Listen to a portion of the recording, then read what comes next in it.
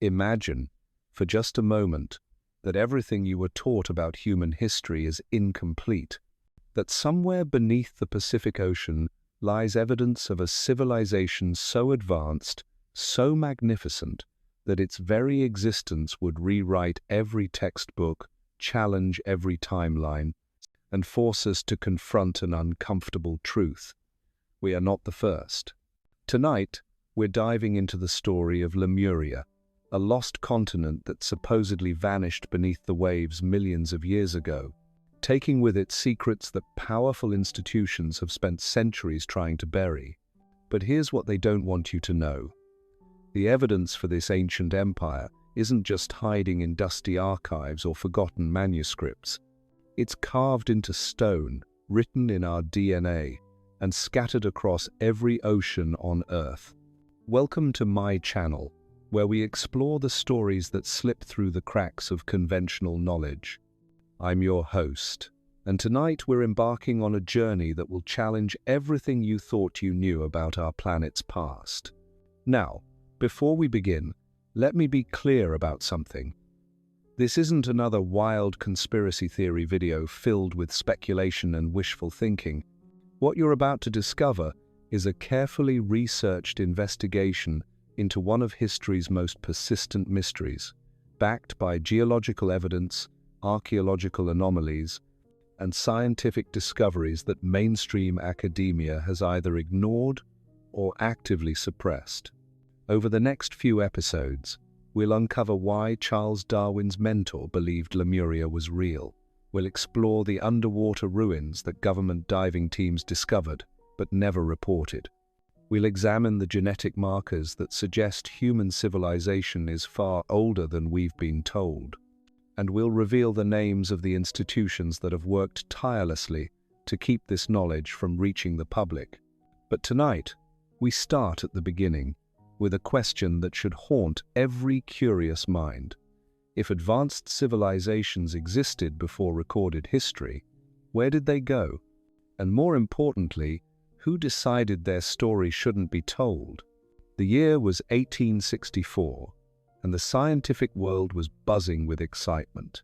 Charles Darwin's theory of evolution had just begun to reshape our understanding of life on Earth, but one puzzle remained unsolved. Biologist Philip Sclater was studying lemurs, those strange primates found in Madagascar and parts of India, when he noticed something extraordinary. The fossil evidence showed these creatures had once existed across a vast region, yet today they were separated by thousands of miles of ocean. How could the same species appear on opposite sides of the Indian Ocean unless there had once been land connecting them? Sclater proposed a radical solution. A massive continent had once existed in the Indian Ocean, stretching from Madagascar to India and beyond. He called this lost landmass Lemuria, after the lemurs whose distribution patterns had led to its discovery. At first, the scientific establishment embraced Sclater's theory. It elegantly explained not just the lemur mystery, but numerous other biogeographical puzzles that had been troubling researchers for decades. Prominent geologists like Ernst Haeckel incorporated Lemuria into their models of Earth's history. Even Alfred Russel Wallace, co-discoverer of natural selection, acknowledged that some form of land bridge must have existed. But then something strange began to happen. As the 20th century dawned and continental drift theory emerged, Lemuria was quietly shelved. Scientists claimed that moving continents could explain the fossil patterns without requiring a lost landmass. The theory of Lemuria, they said, was no longer necessary. Yet here's what they didn't tell you. The evidence for Lemuria never actually disappeared. It was simply reclassified, reinterpreted, and in many cases, buried in archives where the public would never see it. Consider this. When researchers map the ocean floor around the Indian Ocean, they consistently find massive underwater plateaus and ridges that rise thousands of feet above the surrounding seafloor. The Mascarene Plateau, stretching between Mauritius and the Seychelles, sits just a few hundred feet below the surface in many places. Geological surveys have revealed that this plateau is composed of continental rock, not the volcanic material you'd expect from the ocean floor. In 2013, scientists from the University of the Witwatersrand made a startling discovery. They found ancient zircon crystals on the beaches of Mauritius, crystals that were nearly 3 billion years old. These crystals could only have come from continental granite, not volcanic islands. The researchers concluded that Mauritius sits atop a fragment of an ancient continent, one that had broken away from a much larger landmass millions of years ago. But here's where the story gets interesting. When these findings were published, they received minimal media attention. No documentaries were made, no museum exhibitions were created. The discovery of continental fragments in the Indian Ocean was quietly filed away as a minor geological curiosity. Why would such a significant finding be downplayed? Perhaps because acknowledging these continental fragments opens the door to uncomfortable questions about what else might be hidden beneath the waves. The geological evidence is just the beginning. When we examine the cultural and archaeological record, patterns emerge that suggest human knowledge of Lemuria extends far beyond Philip Sclater's 19th century theory. Ancient Tamil texts from southern India speak of Kumari Kandam, a vast continent that once existed to the south of India before being swallowed by the sea. These texts, some dating back over 2,000 years, describe a sophisticated civilization with advanced cities, complex irrigation systems, and a rich literary tradition. According to these accounts, the continent was gradually consumed by rising seas, forcing survivors to flee to higher ground in what is now India and Sri Lanka. Indigenous Australian Aboriginal cultures have maintained oral traditions for tens of thousands of years, describing a time when the sea levels were much lower and vast land masses existed where there is now only ocean. Their Dreamtime stories speak of journeys across land bridges that no longer exist, of ancestral beings who traveled between continents that are now separated by deep water. In Madagascar, local legends tell of a time when their island was connected to a much larger landmass that extended far into the ocean. These stories describe great cities that sank beneath the waves, taking with them advanced knowledge of astronomy, mathematics, and engineering. Polynesian navigation traditions, passed down through generations of master wayfinders, include references to land features and navigation points that would only make sense if large landmasses had once existed in areas that are now open ocean. These navigators speak of following currents and wind patterns that seem to reference geographic features that no longer exist above sea level. What's remarkable about these diverse cultural traditions is their consistency. From India to Madagascar, from Australia to the Pacific Islands, indigenous peoples have preserved stories of lost lands and sunken continents. Yet mainstream historians dismiss these accounts as mythology, as primitive attempts to explain natural phenomena. But what if these aren't myths at all? What if they're historical records, passed down through oral tradition from survivors of an actual cataclysm? The dismissal of indigenous knowledge has been a consistent pattern throughout the colonial period and beyond.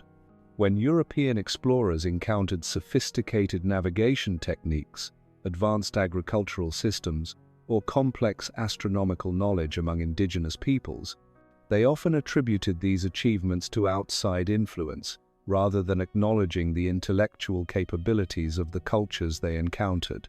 This same dismissive attitude extends to geological and archaeological anomalies that don't fit the accepted timeline of human civilization.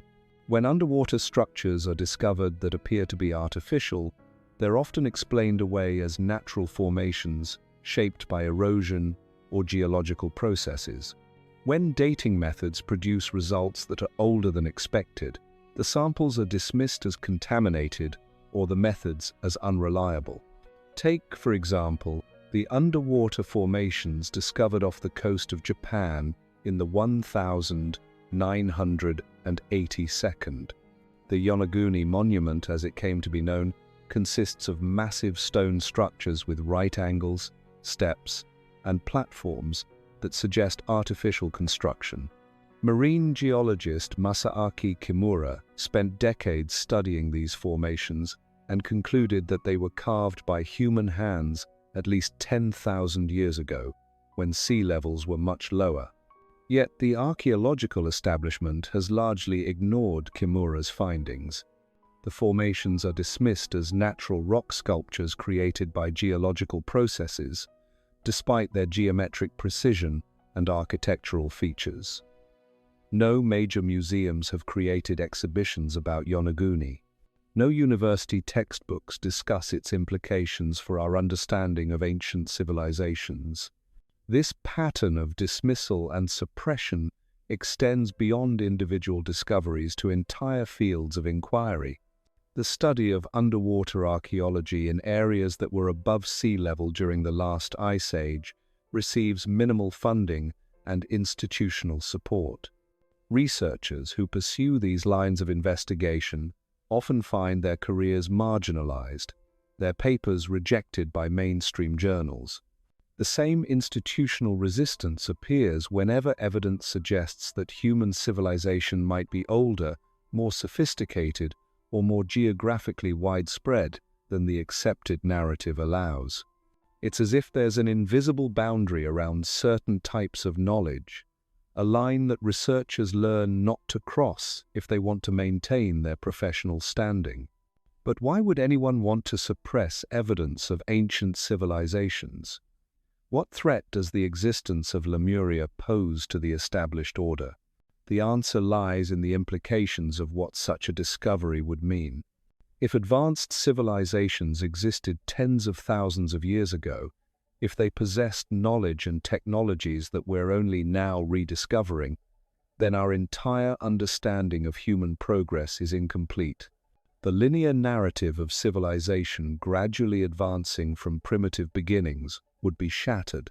More significantly, if these ancient civilizations possessed wisdom about living in harmony with natural cycles, about sustainable technologies, or about social organization, then their knowledge might offer alternatives to our current systems.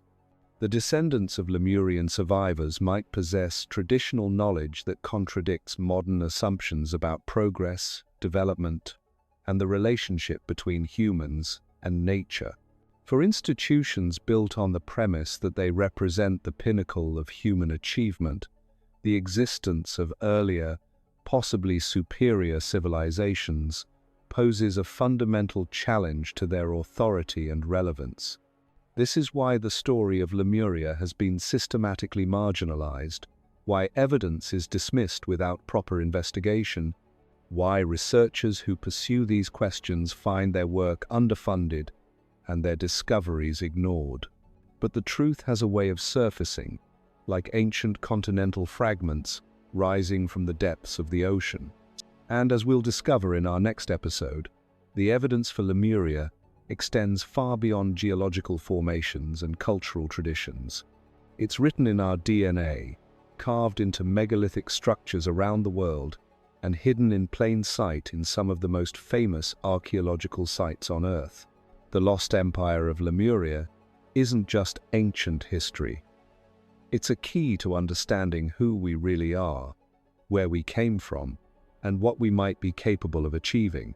The question isn't whether Lemuria existed, but rather how long the truth can remain submerged beneath the waves of institutional denial. In our next episode, we'll dive deeper into the genetic evidence that suggests human migration patterns far more complex than anything taught in schools. We'll explore the megalithic structures that seem to require technologies we're told didn't exist in ancient times. And we'll reveal the names of the researchers whose careers were destroyed for asking inconvenient questions about our planet's hidden past. Because once you begin to see the evidence, Once you start connecting the patterns that have been deliberately obscured, you realize that the greatest cover-up in history isn't about hiding a single lost continent. It's about concealing the true scope of human potential and the cyclical nature of civilization itself. The waters are deeper than they appear, and what lies beneath may change everything we thought we knew about our world and ourselves. The morning of the 4th of December, 2004 changed everything, though most of the world would never know it. Dr. Arjun Raj was leading a routine bathymetric survey off the coast of Tamil Nadu when his sonar equipment detected something impossible.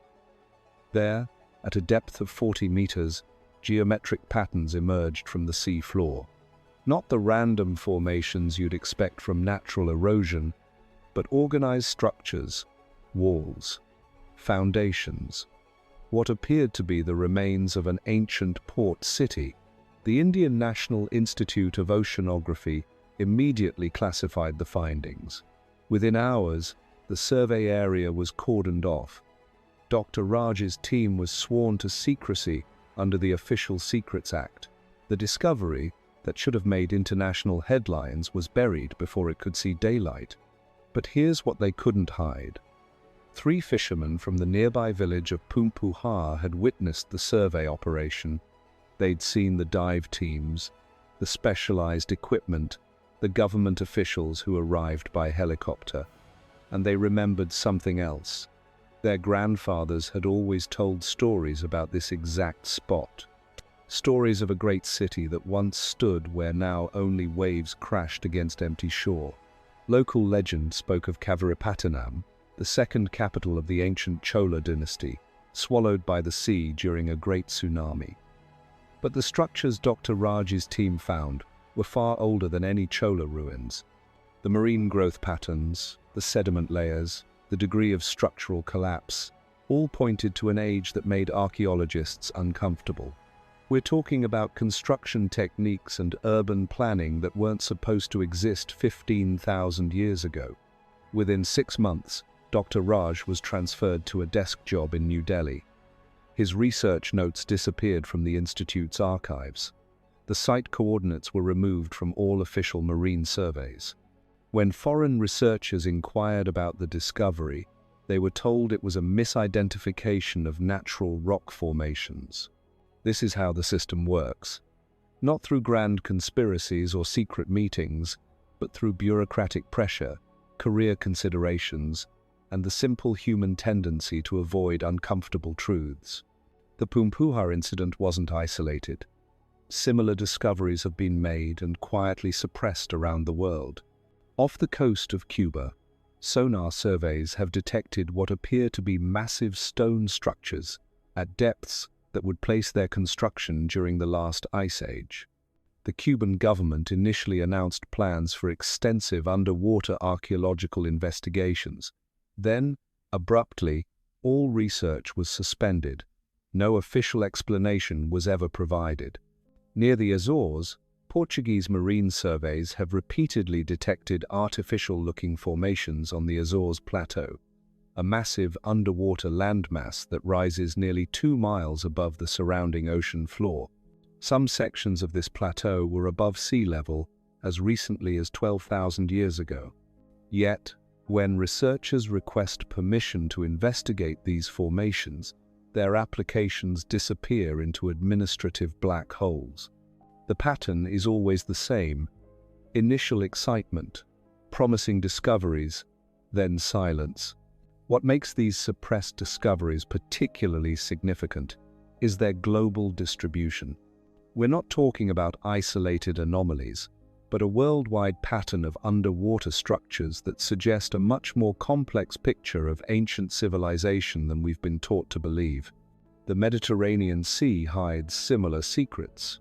In 2001, marine archaeologists working off the coast of Alexandria discovered what they initially thought were Ptolemaic-era ruins. But as they excavated deeper, older layers emerged. Structures built with megalithic blocks weighing hundreds of tons, positioned with mathematical precision that rivals modern engineering capabilities. The Egyptian government quickly took control of the excavation. International researchers were excluded. The deeper, more ancient layers were sealed off from further investigation. Only the Ptolemaic-era findings were publicized, maintaining the comfortable narrative of gradual civilizational progress. But photographs leaked, measurements were recorded, and what they revealed was technology that shouldn't have existed in the ancient Mediterranean: hydraulic systems for moving massive stone blocks underwater, precision cutting techniques that left no tool marks, joint work so tight that not even a knife blade could fit between the stones. These aren't the hallmarks of primitive civilizations struggling with bronze tools. These are the signatures of advanced engineering capabilities that we've only recently developed ourselves. The question becomes, if these technologies existed in the ancient world, where did they come from? How were they developed? And why does every trace of their existence seem to vanish from the official record? The answer may lie in a discovery that shook the genetic research community to its core, though you probably never heard about it. In 2016, a team of geneticists analyzing DNA samples from indigenous populations across the Pacific made a startling discovery. Hidden within the mitochondrial DNA of certain Pacific Islander groups were genetic markers that didn't match any known migration pattern. These markers suggested a common ancestral population that had lived in a region that is now completely submerged. Dr. Sarah Chen, the lead researcher, spent 3 years trying to publish her findings. Journal after journal rejected her papers, not because of methodological problems, but because the implications were too controversial. Her work suggested that modern Pacific populations carried genetic memories of a landmass that had vanished beneath the waves approximately 15,000 years ago. The geographic distribution of these genetic markers painted a picture that aligned perfectly with traditional accounts of Lemuria. From Easter Island to Madagascar, from the Philippines to New Zealand, isolated populations carried DNA signatures pointing to a common origin point in what is now the Central Pacific Ocean. But Dr. Chen's research revealed something even more extraordinary. These genetic markers weren't random mutations.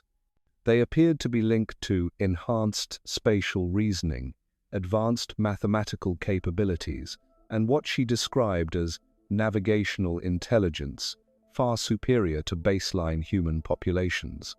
In other words, the descendants of Lemuria weren't just survivors. They were the inheritors of cognitive abilities that had been refined over thousands of generations of advanced civilization. This genetic evidence provides a scientific foundation for something that anthropologists have long noticed but rarely discussed. Certain indigenous populations display technological and intellectual capabilities that seem to emerge from nowhere in the archaeological record. Polynesian navigators can cross thousands of miles of open ocean using only signs. Their accuracy rivals modern GPS systems. They speak their understanding of wave patterns, stellar positions, and weather of following tilapia, underwater lightning that guides them to distant islands. Western science dismissed this as superstition until detectable phosphorescence patterns. Recent research revealed that islands do indeed created accurate astronomical calendars for tens of thousands of years, tracking celeste in surrounding waters. Aboriginal Australian cultures maintain annual cycles with mathematical precision that wasn't achieved by European civilization until the development of modern astronomy. Their songlines describe geographic features and navigation routes that extend across the entire continent, encoding information about water sources, seasonal changes, and safe passage through terrain that would challenge modern explorers. These aren't primitive societies gradually developing complex knowledge through trial and error. These are cultures preserving and applying sophisticated information systems that appear to have ancient, non-local origins. The same pattern appears in Madagascar, where the Malagasy people demonstrate agricultural and metallurgical techniques that seem to have no developmental history on the island itself. They arrived already knowing how to terrace mountainsides for rice cultivation, how to forge high-quality steel, and how to navigate by star patterns that suggest familiarity with much larger oceanic territories. When researchers try to trace the origins of these advanced capabilities, the trail always leads back to the same conclusion. These populations appear to be carrying forward knowledge from somewhere else. Somewhere that no longer exists above sea level. The genetic markers Dr. Chen identified provide a biological basis for this cultural inheritance. They suggest that the cognitive abilities needed to develop and maintain advanced civilization weren't lost when Lemuria disappeared beneath the waves. They were preserved in the DNA of survivors who carried that genetic heritage to every corner of the Pacific. But there's another layer to this story, one that connects the biological evidence to the archaeological anomalies we've been discussing. The same genetic markers that Dr. Chen found in Pacific populations also appear in reduced frequency in unexpected places around the world. Small percentages of these markers show up in populations from the Mediterranean, the Caribbean, the North Sea, and even the Great Lakes region of North America. This global distribution suggests something remarkable. Lemurian survivors didn't just settle in the Pacific. They traveled everywhere, carrying their genetic heritage and their technological knowledge to every continent on Earth. And everywhere they went, they left traces, not just in DNA, but in megalithic structures that display the same precision engineering, the same mathematical relationships, the same impossible construction techniques that we see in the underwater ruins of the Pacific. Stonehenge, the Great Pyramid of Giza, Pumapunku in Bolivia, Göbekli Tepe in Turkey, Nan Madol in Micronesia. These aren't separate, independent developments of advanced building techniques. They're variations on a common technological tradition built by populations that carried the genetic and cultural memory of a lost civilization. The evidence has been hiding in plain sight all along. We've just been trained not to see the connections.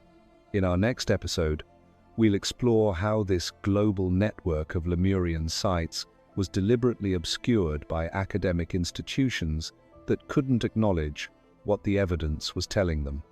We'll reveal the specific techniques used to misdirect public attention away from the most important archaeological discoveries of the past century. And we'll uncover the modern implications of this ancient knowledge for everything from renewable energy to consciousness research. Because the story of Lemuria isn't just about the past. It's about understanding our true potential as a species and recognizing the sophisticated technologies that our ancestors developed long before recorded history began. The genetic code doesn't lie. The megalithic structures speak for themselves.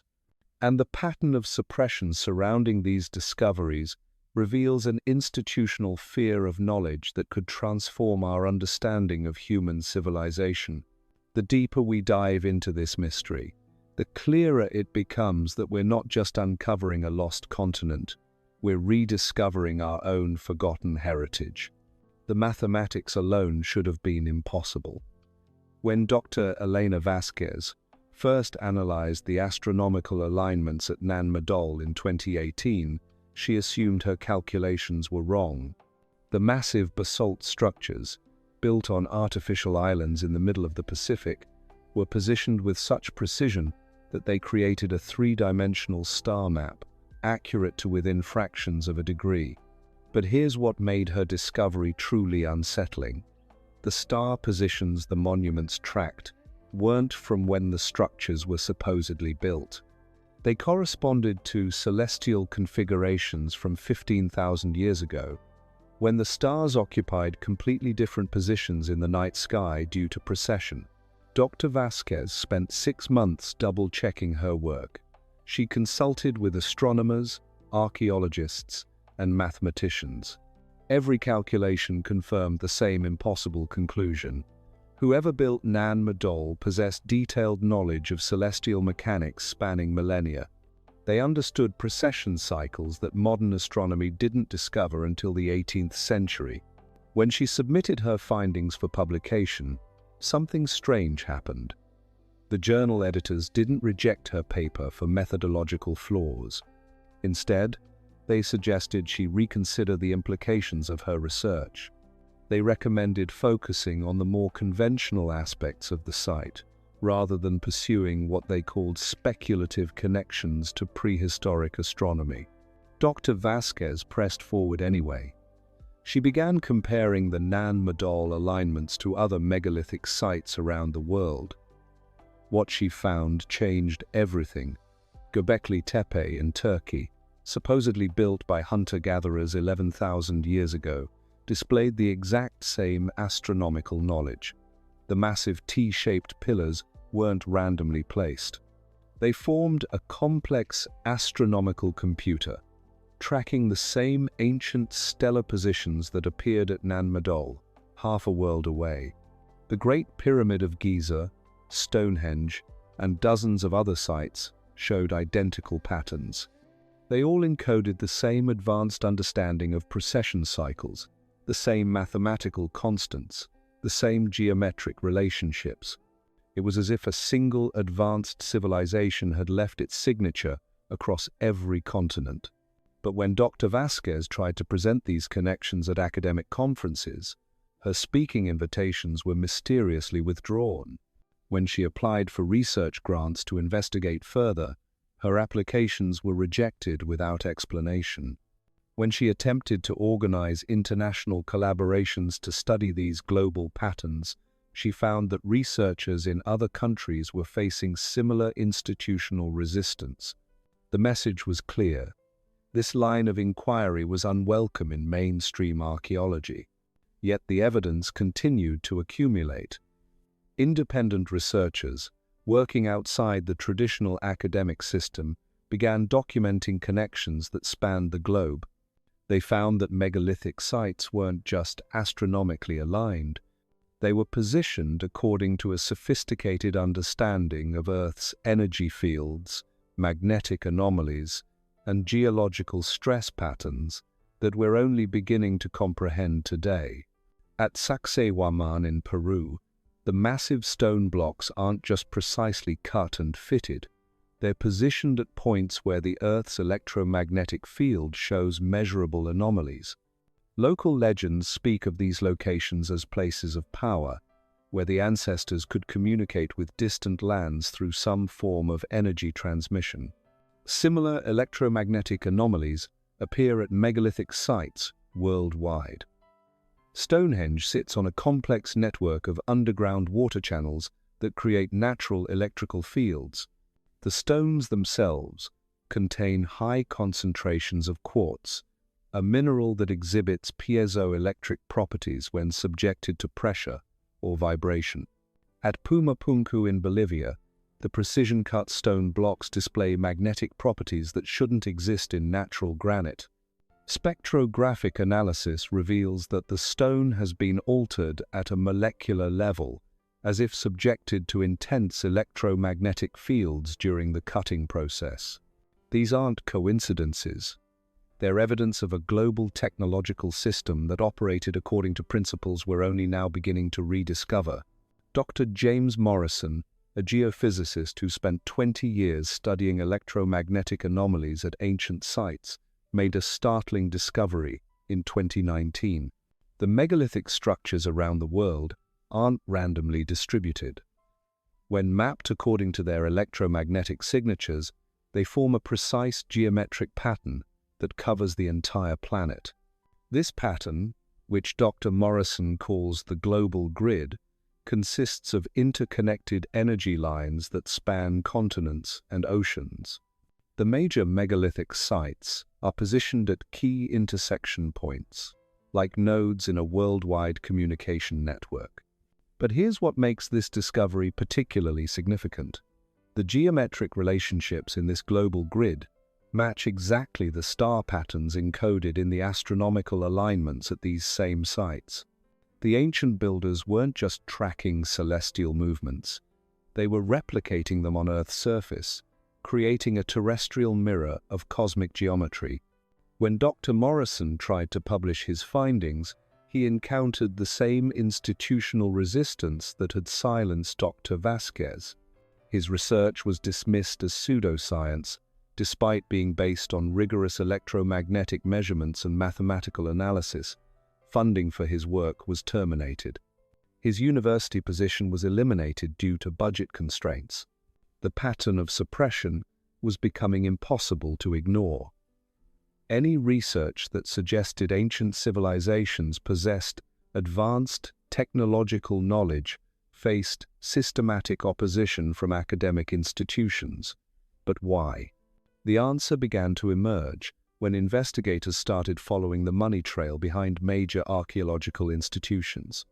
What they discovered was a network of funding sources with a vested interest in maintaining specific narratives about human development and technological progress. The Rockefeller Foundation, Carnegie Institution, and other major philanthropies had spent over a century shaping archaeological research through strategic funding decisions. They supported expeditions and studies that reinforced linear models of human progress, while systematically defunding research that suggested alternative timelines or advanced prehistoric capabilities. Museum exhibitions were curated to present a specific story: civilization gradually advancing from primitive beginnings to modern sophistication. Any artifacts or discoveries that challenged this narrative were either excluded from public display or reinterpreted to fit acceptable frameworks. The Smithsonian Institution became particularly adept at this practice. Anomalous artifacts that suggested advanced prehistoric technologies were routinely classified as unprovenanced or of uncertain origin and relegated to storage areas that researchers couldn't access without special permissions that were rarely granted. Dr. Rebecca Hayes, a former curator at the National Museum of Natural History, revealed in 2020 that she had personally witnessed the removal and reclassification of dozens of artifacts that displayed technological sophistication beyond accepted prehistoric capabilities. When she questioned these decisions, she was told that such items created public confusion about the development of human civilization. The goal wasn't to hide individual discoveries. It was to maintain a coherent narrative that supported current institutional frameworks while discouraging public inquiry into alternative possibilities. But the most revealing aspect of this systematic suppression emerged when researchers began investigating the modern applications of ancient technologies. What they found was that major corporations and government agencies had been secretly studying and reverse engineering these prehistoric innovations for decades. Tesla's wireless power transmission experiments were based partly on his analysis of electromagnetic anomalies at megalithic sites. The U.S. military's research into acoustic weapons drew heavily from studies of resonance effects in ancient stone chambers. Silicon Valley tech companies had teams of archaeologists and materials scientists studying ancient cutting techniques and molecular manipulation methods. The knowledge was being preserved and exploited, but only by organizations with the resources and security clearances to access it. The general public was kept unaware that their ancestors had developed technologies that modern science was still struggling to understand and replicate. This selective preservation of knowledge revealed the true scope of the cover-up. It wasn't just about hiding evidence of Lemuria or suppressing inconvenient archaeological discoveries. It was about controlling access to technological capabilities that could fundamentally alter the balance of power in modern society. If the general public understood that sustainable energy systems, advanced materials, science, and consciousness enhancement technologies had been developed by prehistoric civilizations, it would raise uncomfortable questions about why these capabilities weren't being made available today. If people realized that their ancestors had possessed knowledge systems that integrated science, spirituality, and social organization in ways that created stable, sustainable societies for thousands of years, they might start questioning the necessity of current institutional structures. The story of Lemuria represents more than just archaeological suppression. It's about the systematic concealment of human potential and the deliberate limitation of public knowledge about what our species is actually capable of achieving. In our next episode, we'll explore the specific technologies that have been recovered from Lemurian sites and how they're being used today by organizations that prefer to keep these capabilities secret. We'll reveal the names of the corporations that are profiting from ancient knowledge while denying its existence to the public. And we'll examine the modern implications of rediscovering our true technological heritage. Because once you understand what was deliberately hidden, you begin to see why it was necessary to hide it. The lost empire of Lemuria didn't just vanish beneath the waves. Its knowledge was systematically buried beneath layers of institutional control, academic gatekeeping, and corporate secrecy. But knowledge, like water, has a way of finding its way to the surface. And as more researchers work outside traditional institutional frameworks, as more evidence accumulates in private collections and independent databases, the full scope of what was lost and what was hidden becomes impossible to deny. The question isn't whether this knowledge exists. The question is whether we're ready to reclaim it. The laboratory was supposed to be empty at 3 a.m., but Dr. Michael Chen wasn't alone. Standing in the shadows beside the mass spectrometer was a man in an expensive suit who had introduced himself only as Harrison from the Department of Energy. The conversation that followed would haunt Chen for the rest of his career.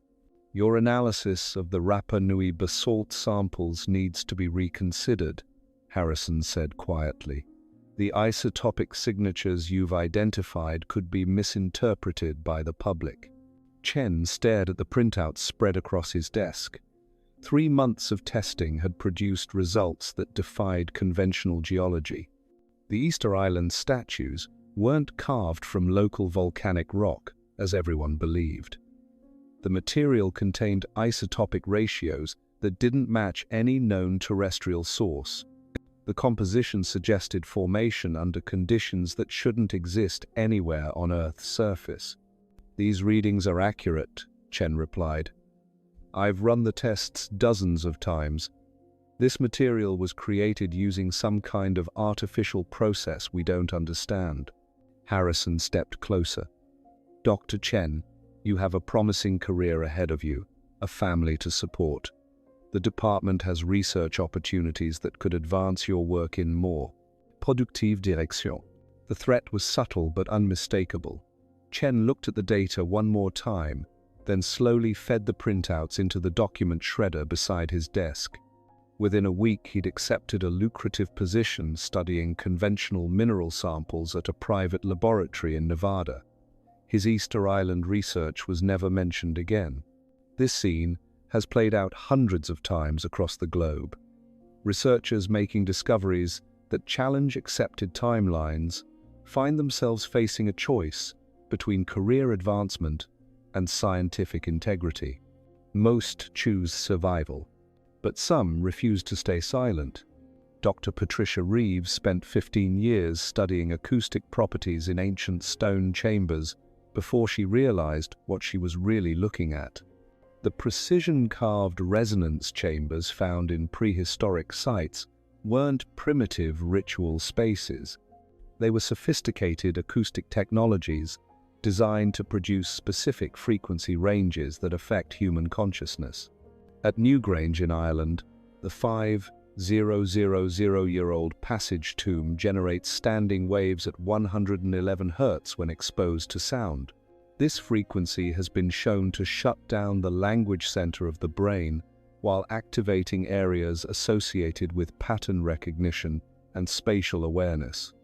Ancient builders had somehow discovered that this specific acoustic environment could induce altered states of consciousness with mathematical precision.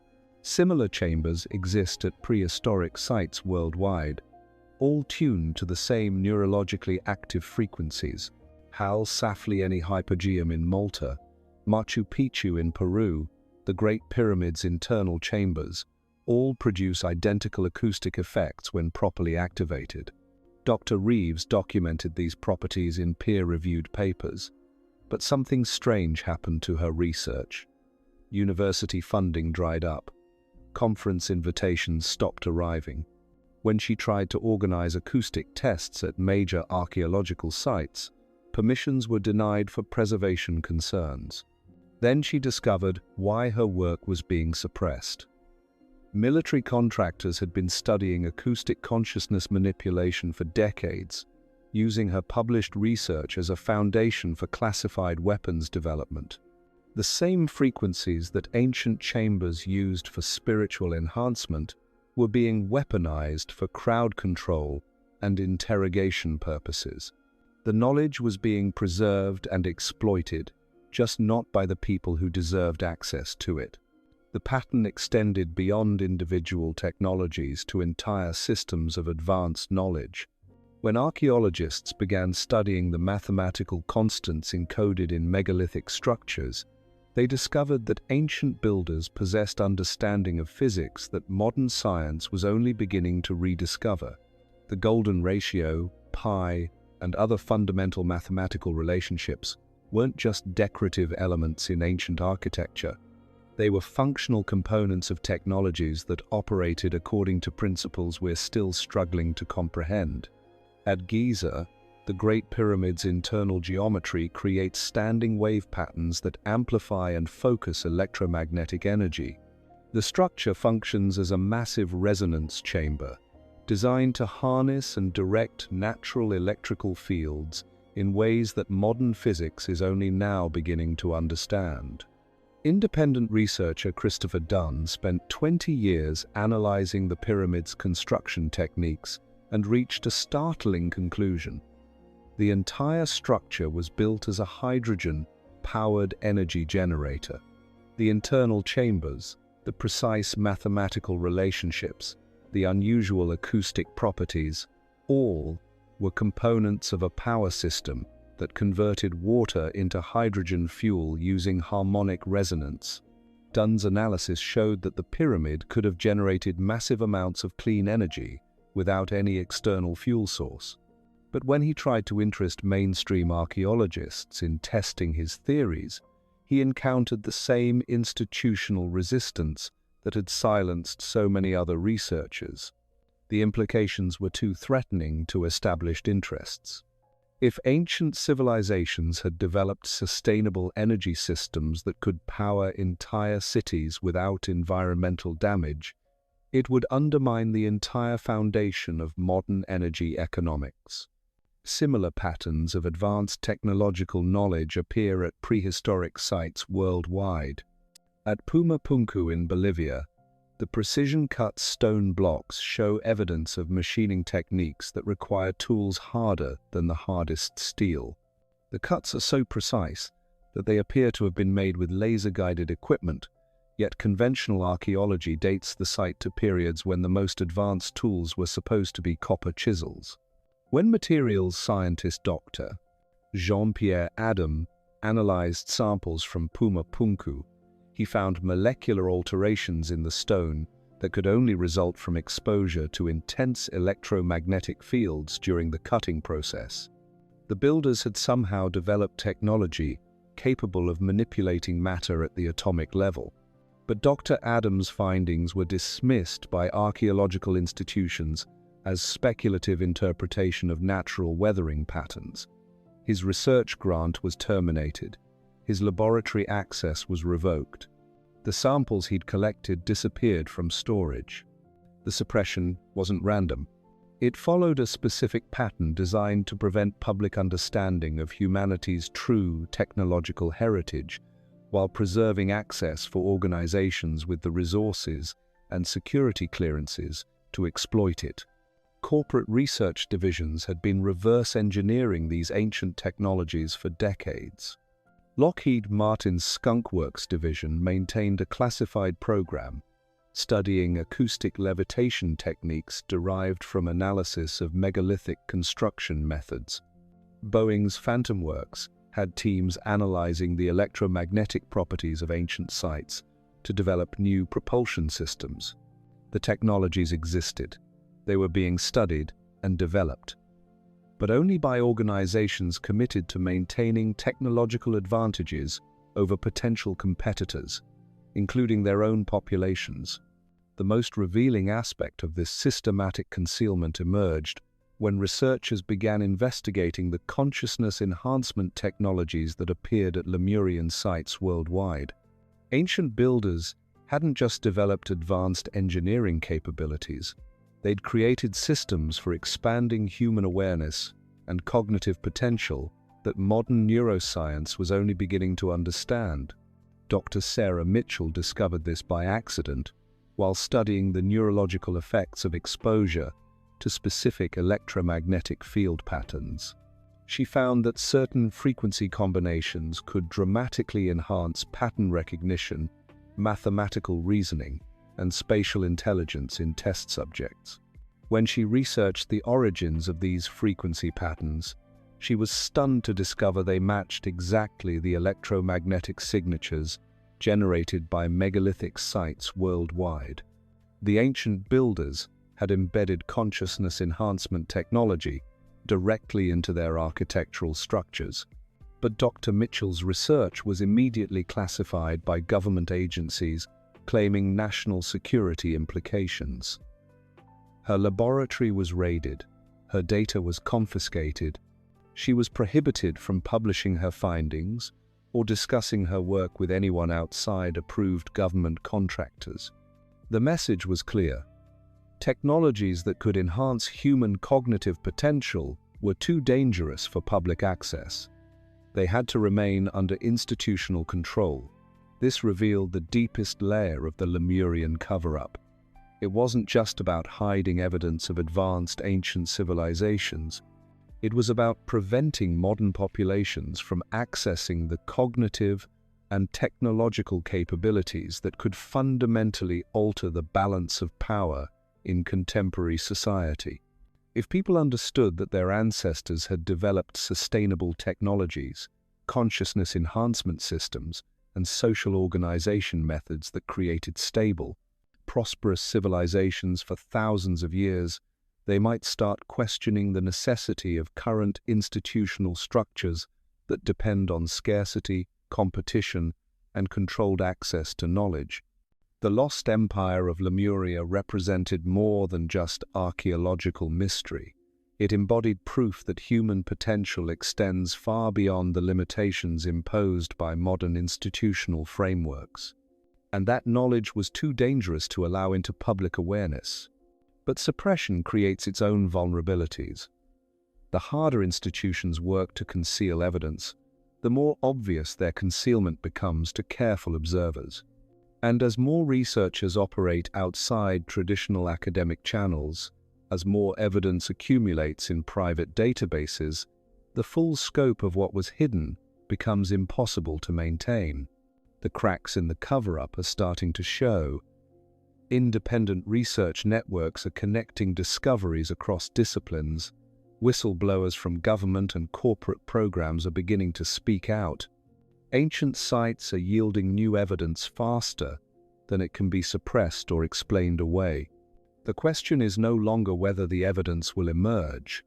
The question is whether we're prepared to reclaim the knowledge that was systematically taken from us, and what we'll do with it once we understand what was really lost beneath the waves.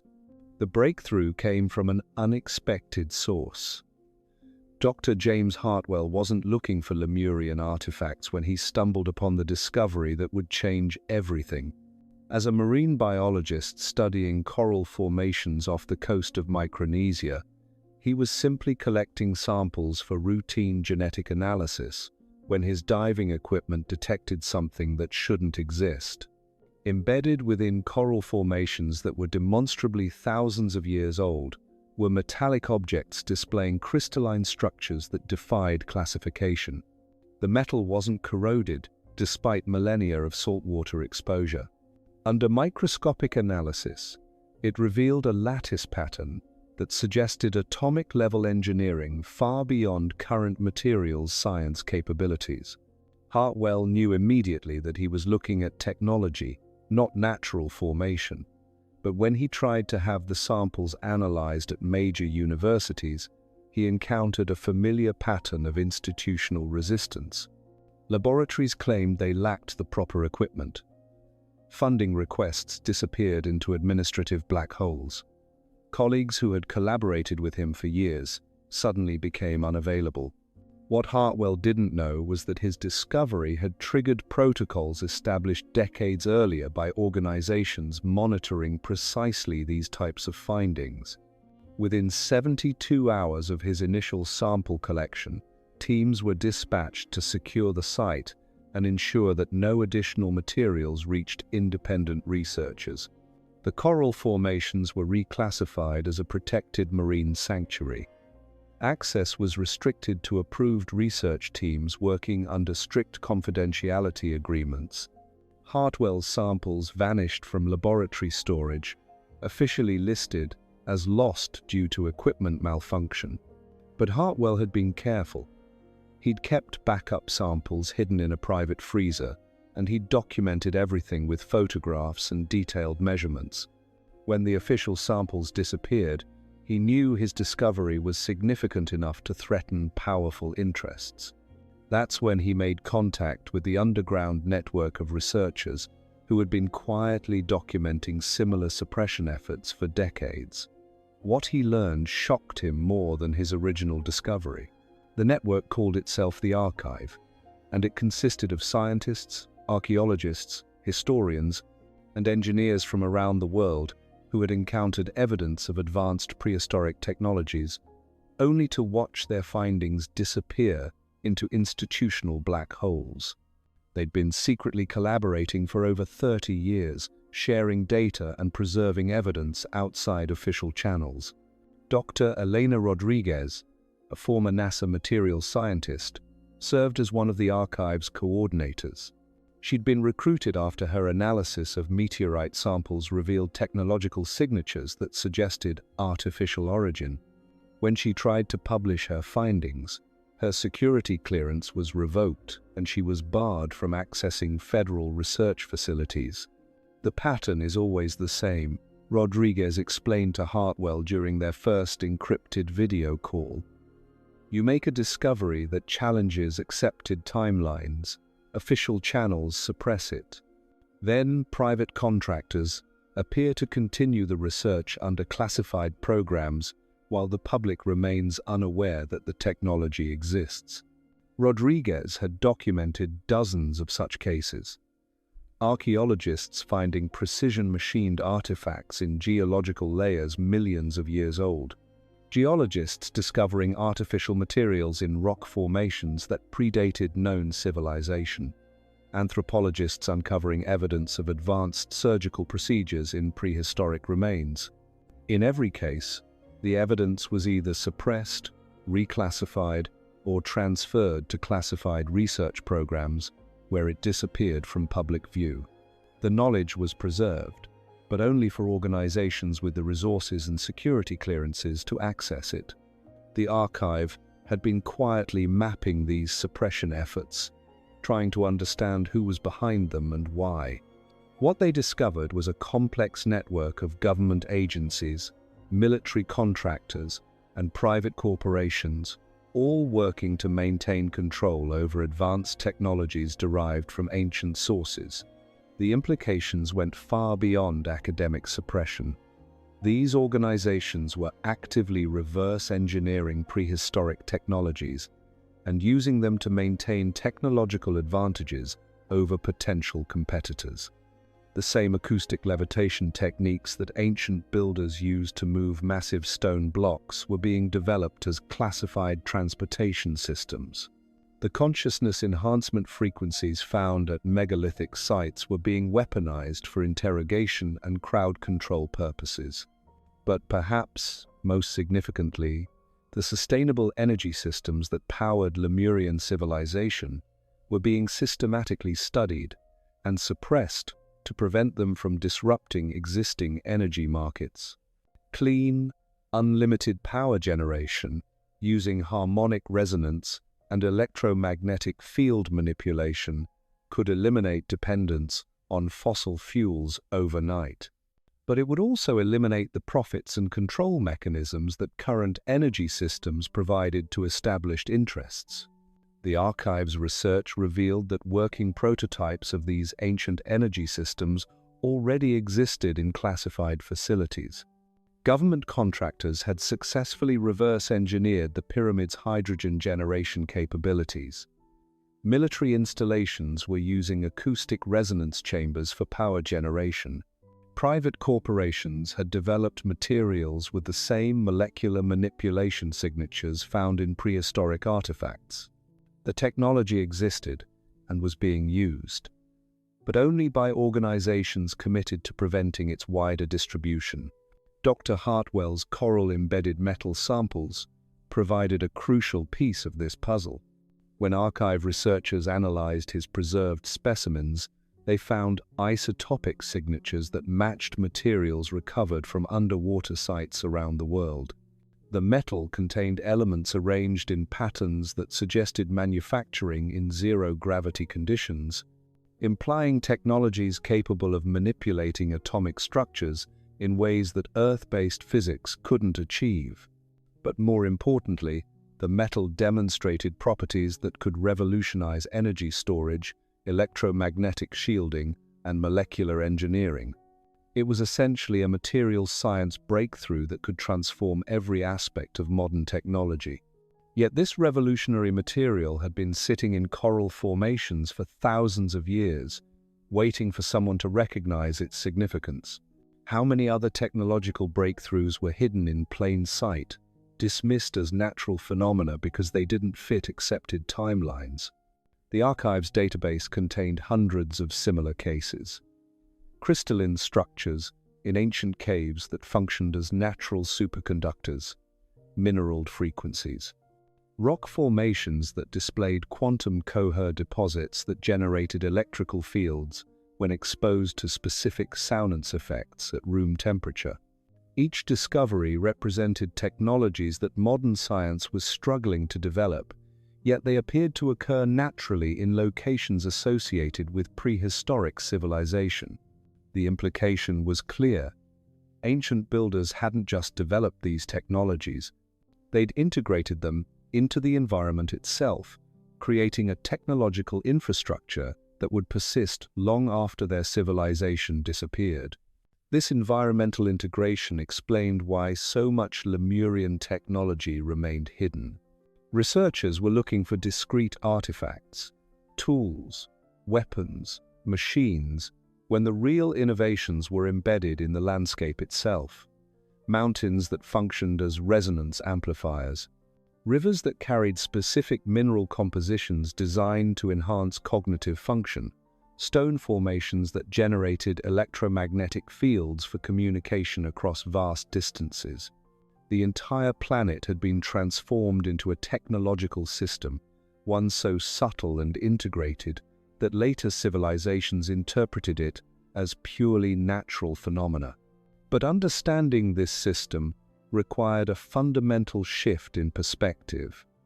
Instead of viewing technology as separate from nature, Lemurian builders had created technologies that worked in harmony with natural processes. Their energy systems enhanced rather than disrupted ecological balance.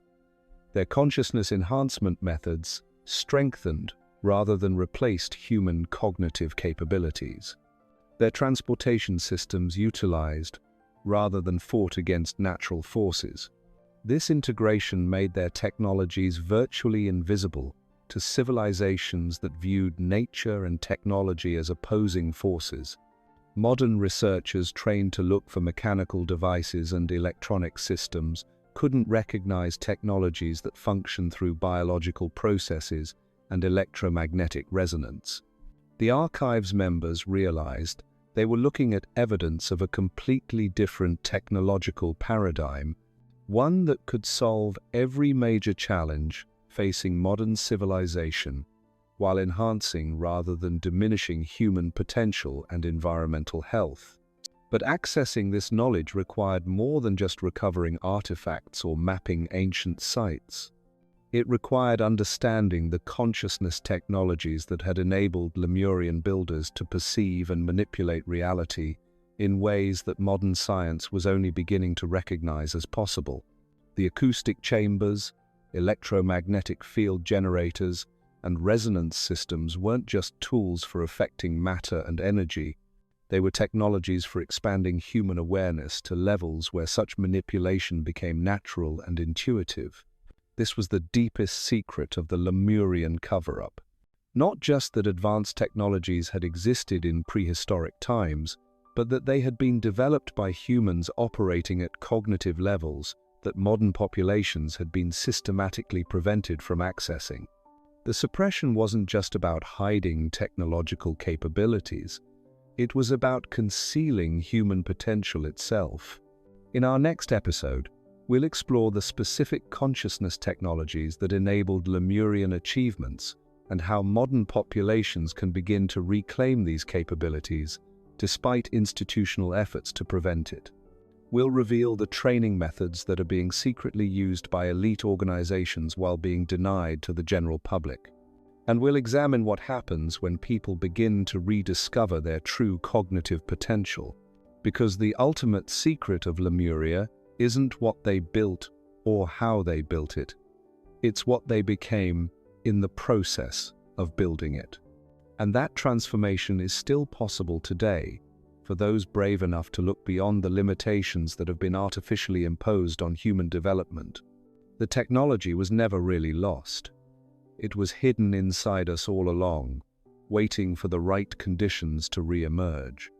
Those conditions are finally beginning to align. The laboratory in Geneva was supposed to be secure, but Dr. Marcus Webb felt eyes watching him as he prepared the consciousness calibration equipment.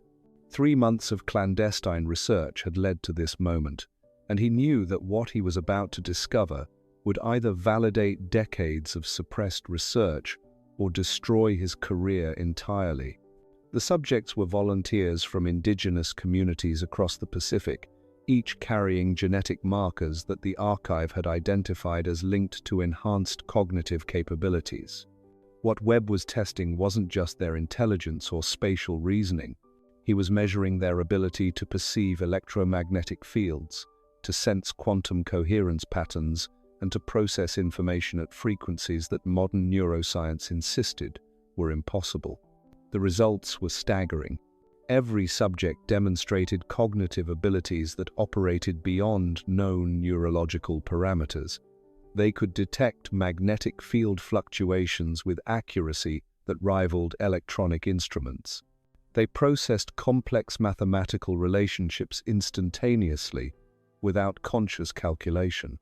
Most remarkably, they displayed what Webb could only describe as field awareness, the ability to perceive and interact with subtle energy patterns that conventional science didn't recognize as existing.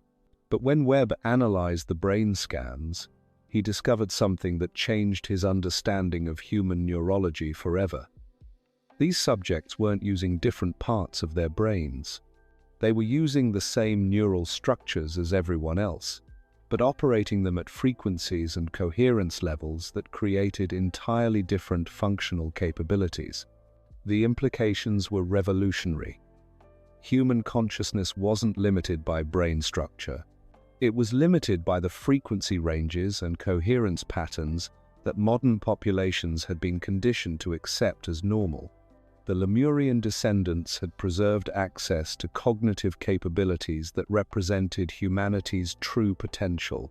Webb's research revealed that these enhanced states could be induced in anyone through exposure to specific electromagnetic field patterns, acoustic frequencies, and what he termed coherence training protocols.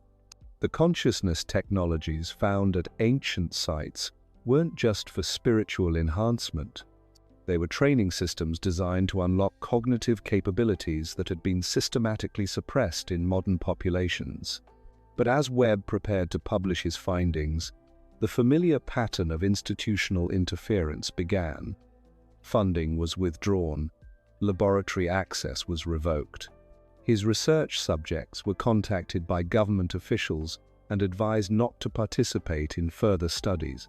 The message was unmistakable. Consciousness enhancement was classified technology, not available for public development. Yet Webb's work had revealed something that couldn't be suppressed indefinitely. The genetic markers for enhanced cognitive potential existed throughout modern populations, not just in indigenous communities. Millions of people carried dormant capabilities that could be activated through proper training and environmental conditions. The consciousness technologies of Lemuria weren't relics of a lost civilization. They were dormant potentials waiting to be reawakened in contemporary populations, and certain organizations had been secretly developing these capabilities for decades while ensuring that the general public remained unaware they existed. Dr. Sarah Chen had discovered this during her genetic research, but there were other layers to the story that she hadn't been allowed to reveal. Her analysis of Pacific Islander DNA had shown enhanced cognitive markers, but similar patterns appeared in populations worldwide. The difference was that most modern populations carried these markers in inactive states, suppressed by environmental factors that appeared to be deliberately maintained. Fluoride in water supplies, electromagnetic pollution from communication networks, and specific nutritional deficiencies all had the effect of dampening the neural coherence patterns needed to access enhanced cognitive states. These weren't accidental byproducts of modern technology. They were systematic interventions designed to prevent widespread activation of human potential. Military research programs had been studying these suppression effects for decades. They'd identified the specific environmental factors that limited cognitive development and had developed protocols for selectively removing these limitations in elite personnel while maintaining them in general populations. Special operations units were routinely trained using consciousness enhancement techniques derived from ancient sites. Their training included exposure to acoustic frequencies that activated dormant neural pathways, electromagnetic field therapy that optimized brain coherence patterns, and dietary protocols that removed the biochemical blocks to enhanced awareness. These enhanced soldiers displayed capabilities that seemed almost superhuman: intuitive tactical awareness, pattern recognition that bordered on precognition, and physical coordination that transcended normal human limitations. But their abilities weren't supernatural. They were natural human capabilities that had been systematically suppressed in civilian populations. The same techniques were being used in corporate research divisions, elite academic programs, and government think tanks. A shadow class of enhanced individuals was being quietly developed, while the majority of humanity remained unaware that such capabilities existed. This selective enhancement created a cognitive divide that was becoming increasingly difficult to maintain. Enhanced individuals possessed problem-solving abilities, pattern recognition skills, and intuitive awareness that gave them enormous advantages in every field of human endeavor. They could perceive solutions that remained invisible to unenhanced populations. They could anticipate trends, identify opportunities, and navigate complex situations with apparent effortlessness. But their enhanced capabilities depended on maintaining the suppression of similar potential in others. If consciousness enhancement became widely available, their advantages would disappear. This created powerful incentives to prevent public access to the technologies that could level the cognitive playing field. The archive's research had identified the specific mechanisms being used to maintain this suppression: educational systems that discouraged intuitive thinking in favor of mechanical memorization, media programming that promoted fragmented attention patterns incompatible with coherent awareness, social structures that rewarded competitive thinking over collaborative intelligence. Each of these systems had the effect of preventing the neural integration needed for enhanced cognitive function. They weren't designed to make people stupid. They were designed to prevent people from accessing capabilities that would threaten existing power structures.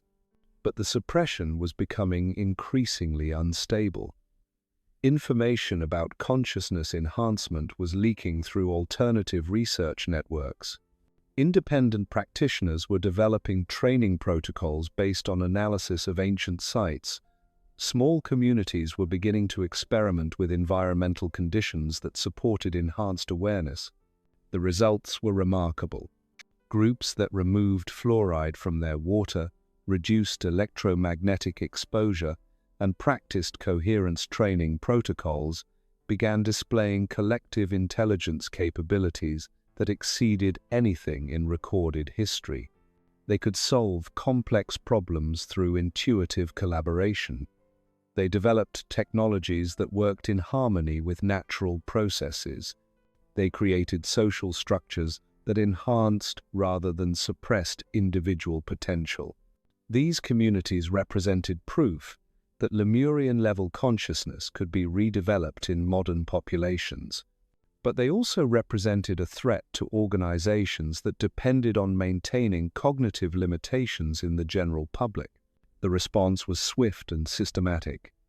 Communities that achieved notable levels of consciousness enhancement found themselves subject to increased regulatory pressure. Their funding sources dried up. Their members faced professional and social ostracism.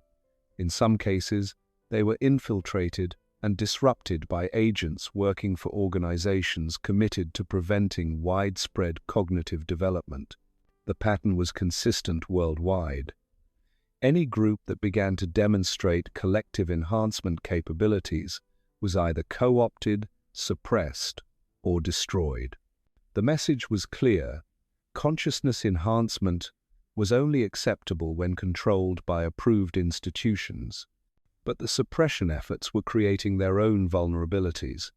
The more obvious the interference became, the more people began to question why certain types of human development were being systematically prevented. Independent researchers started connecting the dots between ancient consciousness technologies, modern suppression techniques, and the selective enhancement programs being used by elite organizations. The archive's database had grown to include thousands of researchers, practitioners, and communities working to reclaim humanity's true cognitive potential. They were sharing information through encrypted networks, developing training protocols based on analysis of ancient sites, and creating support systems for people experiencing consciousness enhancement despite institutional opposition. What they were discovering was that the Lemurian technologies weren't just about individual enhancement. They were designed to create collective intelligence capabilities that could solve problems beyond the scope of individual cognition. Enhanced communities could perceive patterns and develop solutions that remained invisible to fragmented populations. This collective intelligence was the real secret of Lemurian civilization. They hadn't just developed advanced technologies through individual genius. They'd created social structures that enabled groups to function as unified cognitive systems with capabilities that transcended the sum of individual contributions. The archaeological evidence supported this conclusion.